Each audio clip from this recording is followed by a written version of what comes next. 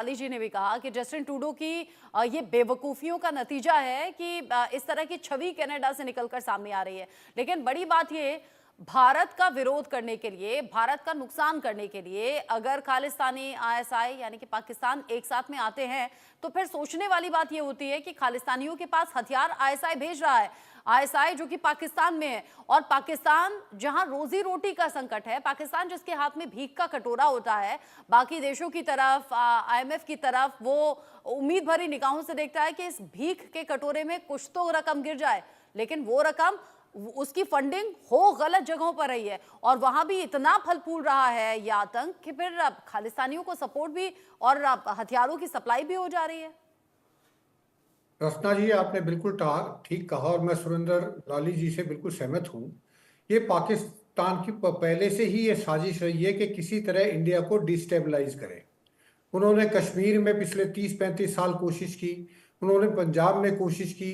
अब उनको जब ये कश्मीर में भी खत्म हो गया, पंजाब में भी खत्म हो गया, तो उनके पास अब ये जो के एलिमेंट जो लाली जी कह रहे थे, खालिस्तानी एलिमेंट्स जो हैं, उनका ब्रीडिंग ग्राउंड उनको जो है कनाडा में मिल गया है। और कनाडा में ब्रीडिंग ग्राउंड मिलने का मेन कारण ये है कि वहां के जो जस्टिन ट्रूडो हैं, उनको इस चीज की समझ ही नहीं है कि वो जो कर रहे हैं उनसे भारत का नुकसान तो नहीं होगा, क्योंकि कनाडा तो बहुत दूर है और भारत इस चीज से पहले भी गुजर चुका है, तो भारत के लिए कोई नई चीज नहीं है। और भारत के अंदर इतनी क्षमता, और भारत के अंदर कोई के एलिमेंट नहीं है आज के दिन। ये के एलिमेंट सिर्फ कनाडा में है। तो जस्टिन ट्रूडो के समझ में ये नहीं आ रहा कि जो आज जिनको सपोर्ट कर रहा है वो सपोर्ट उसके ही खिलाफ जा सकती है। क्योंकि अभी जो है मैं वीडियो देख रहा था जो वायरल हुआ है, उसमें खालिस्तानी ये कह रहे हैं उनके नेटिव कैनेडियंस को कि ये आपका देश नहीं है, ये हमारा देश है। आप यहां से इंग्लैंड जाओ या यूरोप जाओ, हम यहाँ के नेटिव इंडियंस हैं, ये हमारा है।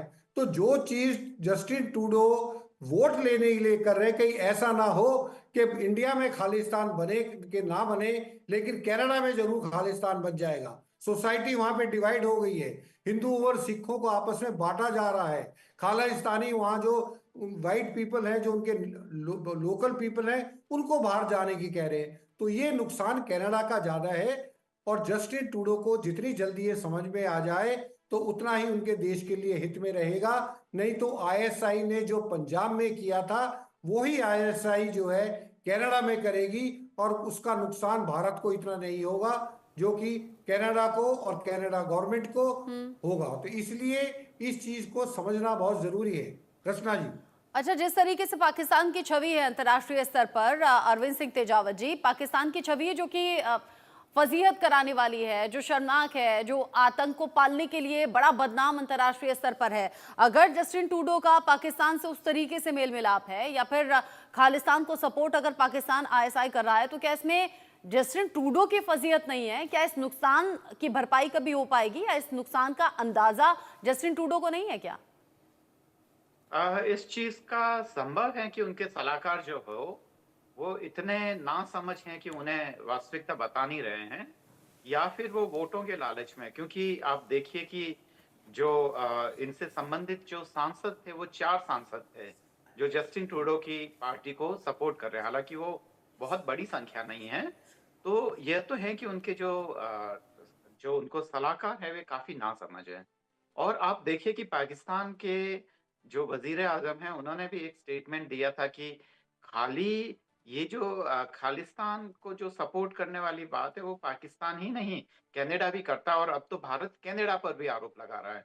तो इससे भी एक वो संदेह पैदा होता है कि कहीं कनाडा जो है उस ट्रैप में तो नहीं फंस रहा है।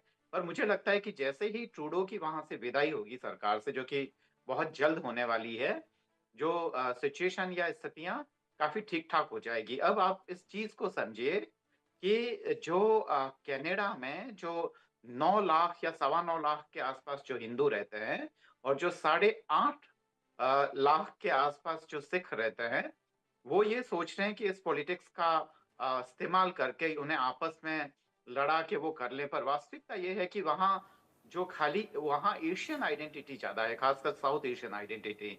तो वो तो दूर, यहाँ तक कि जो पाकिस्तान के रहने वाले कैनेडियन हैं, जो पाकिस्तान मूल के कैनेडियन हैं, वो तक इस पॉलिटिक्स को पसंद नहीं कर रहे हैं और एक बड़ी संख्या है जो जस्टिन ट्रूडो के पॉलिटिक्स को पसंद नहीं कर रही है।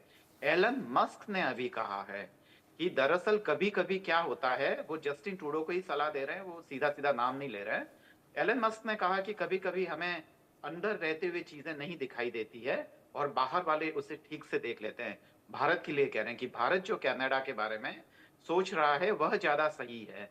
इसको अगर हिंदी में कहें तो हिंदी में यह है कि कभी कभी जो नजदीक की चीजें हैं वो साफ दिखाई नहीं देती है। तो जस्टिन ट्रूडो के साथ मुझे लगता है कि वही हो रहा है कि वह चीजों को बहुत नजदीक से देख रहा है, जबकि भारत तटस्थ होके देख रहा है। कनेक्शन जाहिर है क्योंकि वहां पे जो बुलेट को फायर करने के बाद में जो वहां उसकी कार में मिले हैं अर्शदीप की, और उसके बाद में जो राइफल वगैरह 3-4 यही जो दूरदर्शिता किया अगर है, जस्टिन ट्रूडो में होती तो इतने बड़े नुकसान की बात यहाँ पर नहीं होती। जस्टिन ट्रूडो आने वाले वक्त में बड़ा नुकसान झेलेंगे, इसमें